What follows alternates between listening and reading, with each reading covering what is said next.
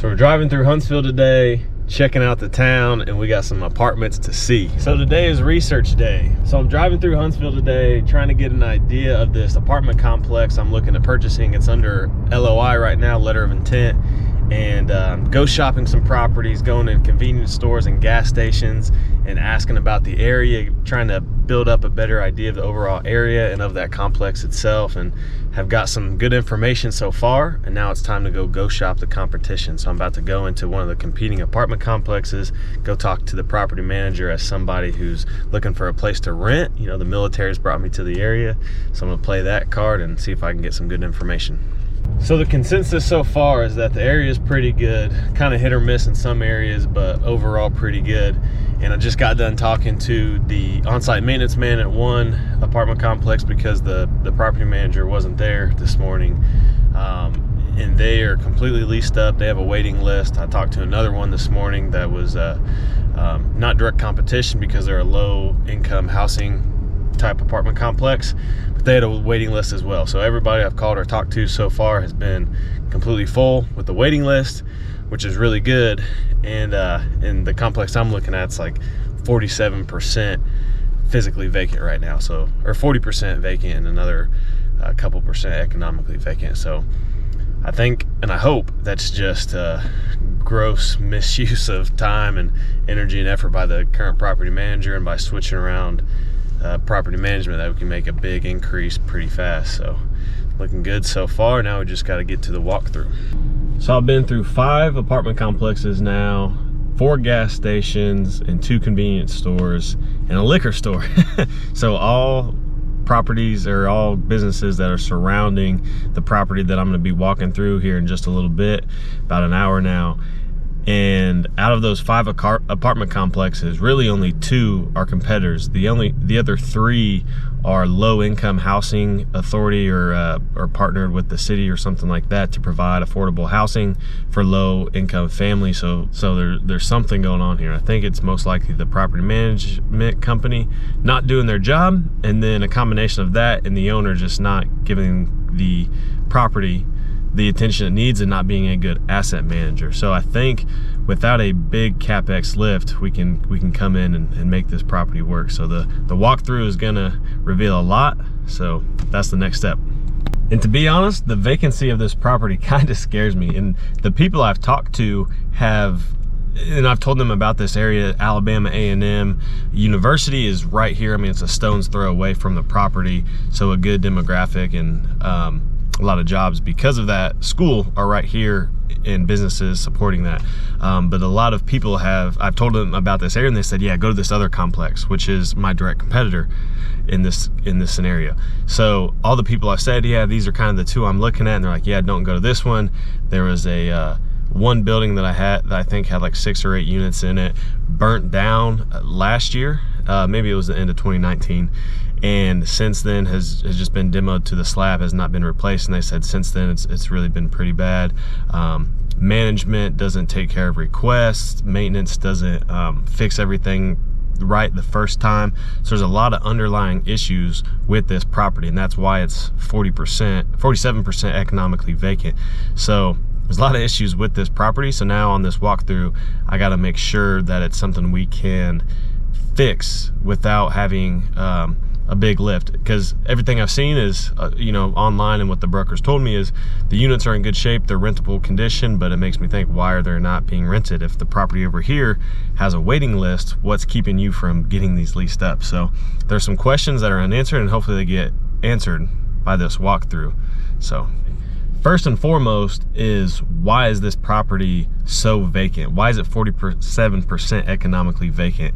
And my hope is that it's just because of property management and the owner doing a really poor job, because that's something we can replace the manager and we can do a better job, create efficiencies. But if it's something greater, then that's what we're gonna have to find out.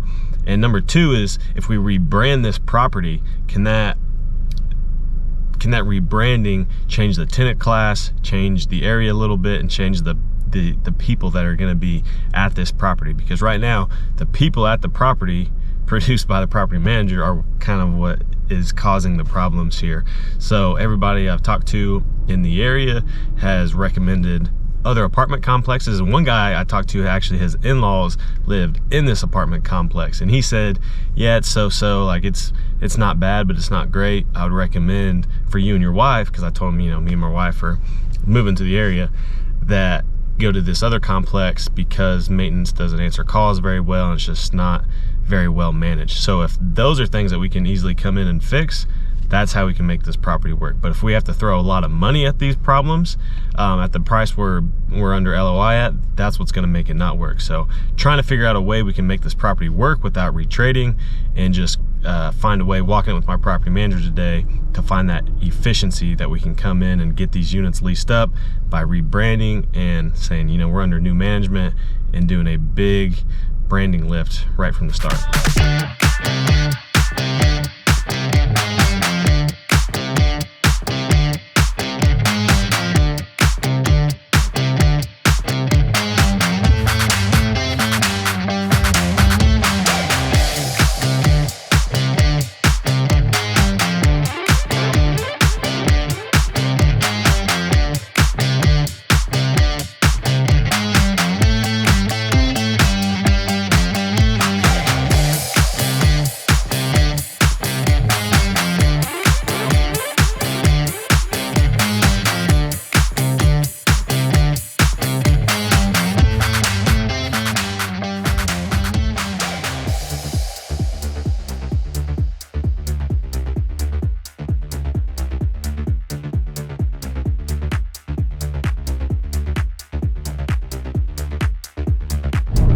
So the walkthrough revealed the property was in worse shape than I or the broker knew about.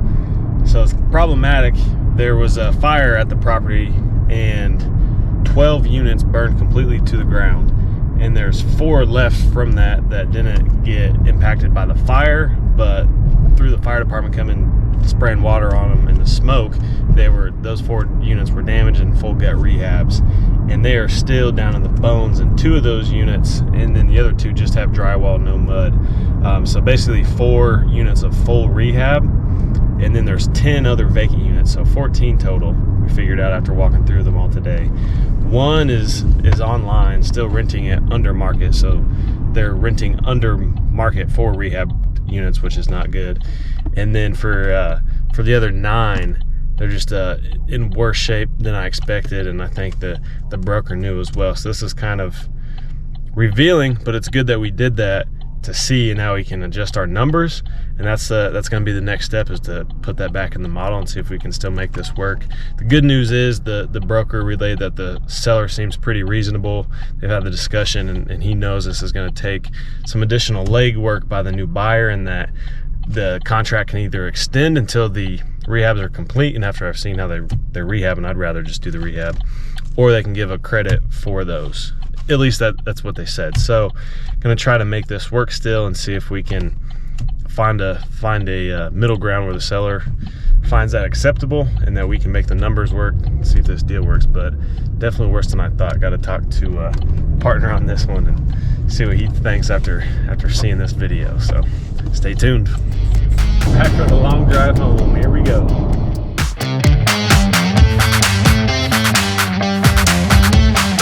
So I made it back home after viewing the 48 unit deal in Huntsville, and wanted to give a recap of the decision we ultimately made. And that decision was to not go forward with the deal. And really what it turned out to be was, after I got home, I reran the numbers, went over the deal, talked with some trusted people who could give an unbiased look into the deal, and ultimately just decided that the deal that I saw and looked at and got an idea of the units and saw the area was a lot different than what that deal looked like on paper before I left. So it was really insightful. It was a good repetition of a deal, because we made, strengthened our relationship with the property manager, went through the capital raising process from that early stage, because we were kind of excited about this deal, wanted to extend it to our network, and found out that we had a good portion of the capital we needed already. All those things are good news, I guess, even though the deal didn't work out. So I'm the optimistic person by nature, and Brad Penley, who I was going to partner with on this one to help bring capital and run the deal, he's the same way. We're both really optimistic people. And when I got back, I have another really good friend, Jake Volan, who is the opposite of that, right? He's pessimistic, but he's very astute in the way he underwrites properties and looks at the financial side of things. So to get his perspective on it was really good. And he gave me that, age-old wisdom, which I know, but he reiterated at this time. It's you make your money when you buy. And yes, this property did have some potential. It had operational inefficiencies that could have been overcame. It had value that could be added. But honestly, for the lift and the amount of time, energy, and effort, and really from a returns perspective, there just wasn't enough value to add based on the purchase price. So it came down to just a little bit too slim of a deal, and I didn't want to get caught up in a bad deal. Really, it got to the point where in the underwriting model, it was really relying on the market doing really well. And though I do have a lot of faith in the market, I don't want my underwriting to be based on that. And honestly, if I'm going to be doing this big project, I want there to be enough meat on the bone and some wiggle room there. So for those reasons, we ended up deciding not to go forward with the project. And hopefully through that whole process, you guys got some value out of the video, to get a look behind my thought process about how I went and saw the property in the area and did everything behind it. And I think that's just part of the journey sometimes. You have some failures and you learn from those and take that forward and get better and better. So hopefully on the next one, we'll have lessons learned from this to take forward and get that next deal.